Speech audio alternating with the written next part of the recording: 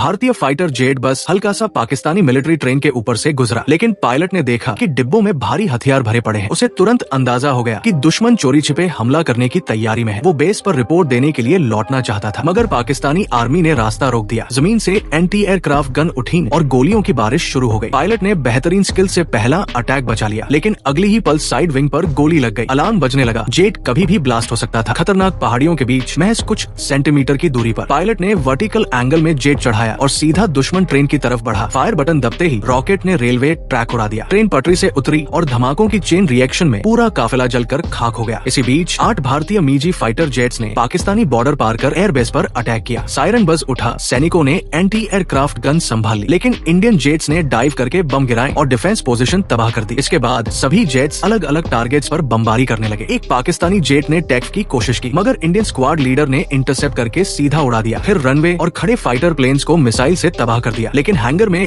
2 नए जेट छुपे थे, जिन्हें एक्सप्लोसिव प्रूफ स्ट्रक्चर ने बचा रखा था। लीडर ने ट्रिक सोची, मिसाइल दागी और कंट्रोल टावर गिराकर हैंगर पर गिराया। दोनों नए जेट भी ध्वस्त हो गए। लग रहा था मिशन पूरा हो गया है, लेकिन तभी एक और मॉडर्न पाकिस्तानी जेट आसमान में उठा। ज्यादा स्पीड के दम पर उसने इंडियन लीडर को लॉक कर लिया और हिट सीकिंग मिसाइल दाग दी। लीडर ने स्क्वाड को पीछे हटने का ऑर्डर दिया। खुद अकेला दुश्मन से भिड़ा। कमाल की स्किल से मिसाइल को चकमा देकर दुश्मन के पीछे आ गया, मगर पाकिस्तानी पायलट ने स्पीड बढ़ाकर जेट को क्लाउड्स में गायब कर दिया। कुछ ही सेकंड बाद वो फिर से पीछे आकर फायरिंग करने लगा। लीडर ने घाटी में डाइव किया। दोनों जेट्स के बीच तगड़ी पीछाप कड़ी शुरू हुई। पाकिस्तानी जेट ने आखिरी मिसाइल चलाई। लीडर ने समझदारी दिखाकर उसे दुश्मन के फ्यूल ट्रक की तरफ मोड़ दिया। भारी धमाका हुआ और बेस का आधा हिस्सा उड़ गया। इसके बाद हवा में डॉग फाइट शुरू हुई। दोनों जेट्स सीधा ऊपर उठे, लेकिन पाकिस्तानी पायलट की गलती से वो आगे निकल गया। लीडर ने मौका पाकर गोलीबारी की। फिर भी पाकिस्तानी जेट ने जवाबी वार किया और इंडियन जेट का विंग फट गया। अब बच निकलना नामुमकिन था। लीडर ने आखिरी फैसला किया, सीधे दुश्मन के जेट से टकरा गया। भीषण धमाके में दोनों जेट्स के पंख चकनाचूर हो गए। पाकिस्तानी पायलट इजेक्शन सीट से बच निकला, लेकिन भारतीय लीडर का सिस्टम लॉक हो गया। आखिरकार वो घाटी में क्रैश हो गया, एक सच्चे हीरो की तरह अपनी आखिरी सांस तक देश की रक्षा करते हुए।